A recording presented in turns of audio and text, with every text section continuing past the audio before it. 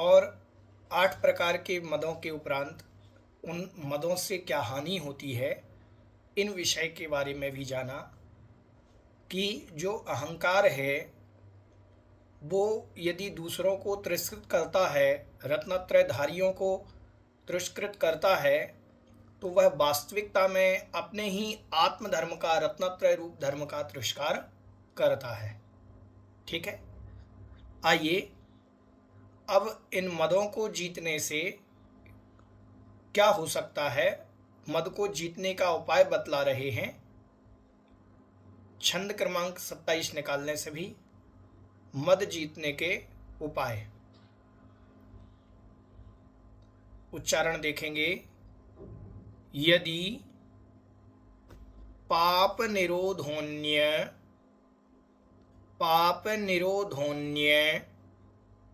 संपदा किम प्रयोजनम अथ पापास्रवोस्त्यन्य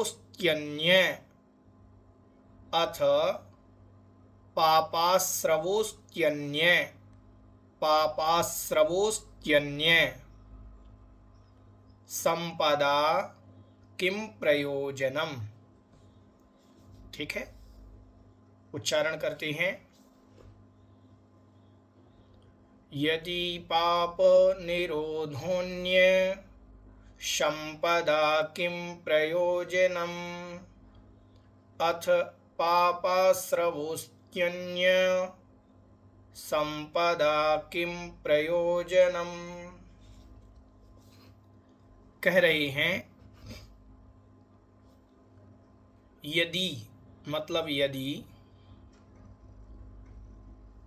पाप निरोधः, पाप का निरोध है, पाप नहीं आ रहा है, पाप का आश्रव नहीं हो रहा है, मन में कसाय भाव नहीं है, तो अन्य संपदा किम प्रयोजनम, फिर अन्य संपदा से क्या प्रयोजन, फिर हमारे लिए किसकी चाह, ना मान की, ना ऐश्वर्य की, ना कुल की, ना जाति की कोई चाह नहीं रहेगी। यदि हमारे मन में कसाय भाव नहीं है तो हम किसकी चाह रखेंगे। कह रहे हैं यदि पाप निरोधः, यदि मतलब यदि पाप निरोधः, पाप का निरोध है, पाप की रोक है, निरोध मतलब रोकना। यदि हमने पापों के आश्रव को रोक लिया है तो फिर अन्य संपदा किम प्रयोजनम, अन्य संपदा से क्या प्रयोजन।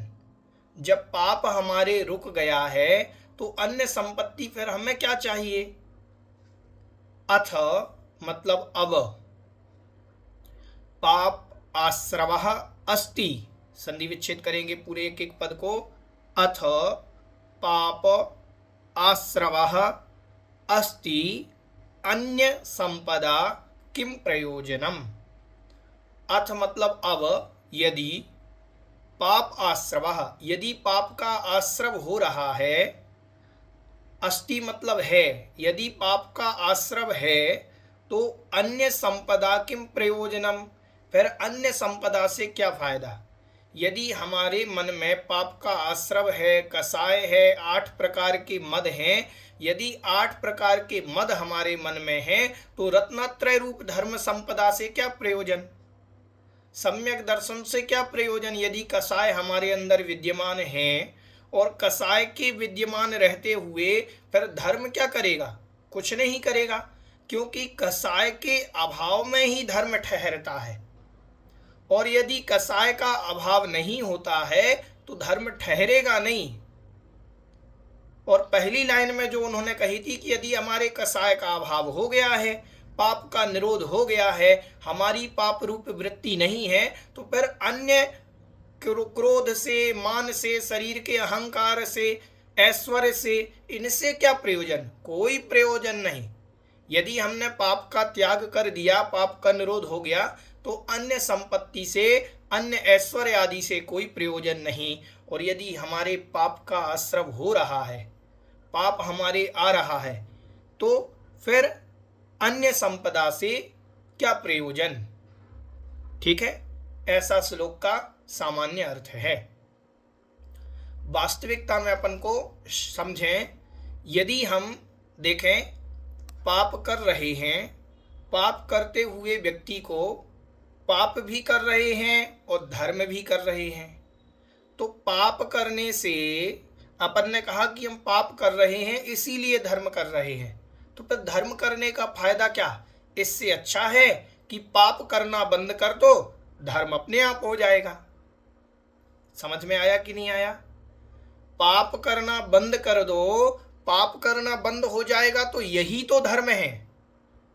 यदि हमारे पाप का आश्रव हो रहा है, हम पाप किए जा रहे हैं, तो फिर धर्म करने से क्या फायदा? और यदि हमने पाप का निरोध कर लिया, पाप को रोक लिया, तो फिर धर्म तो अपने आप ही हो जाएगा, धर्म तो अपने आप ही आ जाएगा, क्योंकि पाप का निरोध होने से धर्म प्रवेश करता है। ठीक है। कसाय का निरोध करने से 8 प्रकार की जो वस्तुएं बतलाई, उन 8 प्रकार की वस्तुओं में यदि मान का भाव हम हटा देते हैं तो सम्यक दर्शन से हम संपन्न हो जाएंगे। और यदि 8 प्रकार की वस्तुएं, 8 प्रकार की वस्तुओं में यदि हमारा मानपना है, अहंकारपना है, कसायपना है, तो फिर अन्य संपदा से क्या प्रयोजन? सम्यक दर्शन रूप संपदा से क्या प्रयोजन? धर्म से क्या प्रयोजन? समझ में आया? एक अपन जो इष्टोपदेश का भी श्लोक आता है कि त्याग के लिए धन इकट्ठा करना ठीक बात नहीं। त्यागाय श्रेयसे वित्त मवित्तः संचिनोति यः स्वशरीरम सपंकेन स्नास्यामीति विलिम्पति। वो इसीलिए त्याग के लिए धन इकट्ठा कर रहा है, तो क्या फायदा? हम दान के लिए पैसा इकट्ठा नहीं कर रहे, इससे अच्छा पैसा इकट्ठा ही नहीं करो, अपने आप धर्म हो जाएगा। ठीक है। तो पाप का यदि आश्रव हो रहा है तो धर्म रूप संपदा से कोई प्रयोजन नहीं, और यदि पाप का आश्रव हमने रोक लिया है, निरोध कर लिया है, तो फिर अन्य कसायों से हमें क्या प्रयोजन, ये यहाँ पर बतलाना चाह रहे हैं।